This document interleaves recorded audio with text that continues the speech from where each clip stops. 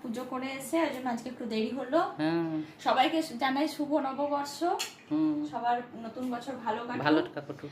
আজকে এই দেখো ভাত হয়েছে, আজকে দুজন মিলেই রান্না করেছি, আমি আর মামুনি দুজন মিলেই।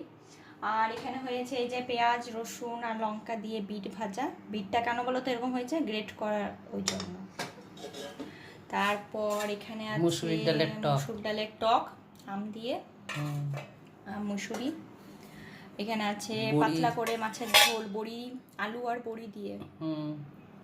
আমি করেছি তো, এটা খেতে কিন্তু খুব ভালো লাগে, পাতলা করে মাছের কিছুটা ও করে গেছে, তারপরে পুজো করতে চলে গেল, আমি করলাম। এটা আছে আম ডাল, এইটাই তো আম ডাল।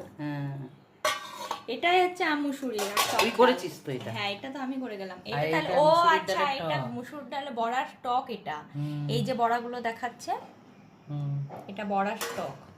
এটা আমি করেছি তো, তুই দেখিস? হ্যাঁ, আমি জানি না, আমি ওই জন্য ভাবলাম যে আমি ডালটা তো এখানেই রেখে গেছিলাম।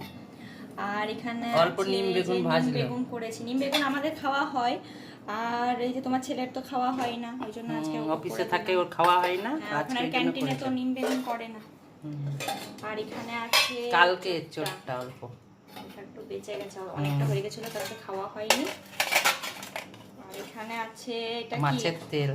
এটা দিয়েই মনে হয় যেন সব ভাত খাওয়া হয়ে যাবে। মাছের তেল ভাজা, এটা আলু বেগুন আলু পেঁয়াজ দিয়ে। আর এটা তুই করেছিস লাউয়ের শুক্তো, পোস্ত, চালমগজ আর কাজু আর একটু আদা লঙ্কা দিয়ে এটা করেছি।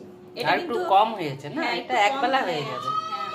এটা একটু পাতলা পাতলা নামিয়েছিলাম, কিন্তু দেখো টেনে গেছে। এটা কিন্তু খেতে খুব ভালো লাগে। কেউ যদি রেসিপিটা জানতে চাও কমেন্ট করে জানাবে, বলে দেবো কিভাবে করতে হয়। খেতে কিন্তু খুব ভালো লাগে। তোমাদের কি কি পয়লা বৈশাখের মেনু হয়েছে জানাবে। টাটা, সবাই সুস্থ থেকো, ভালো থেকো।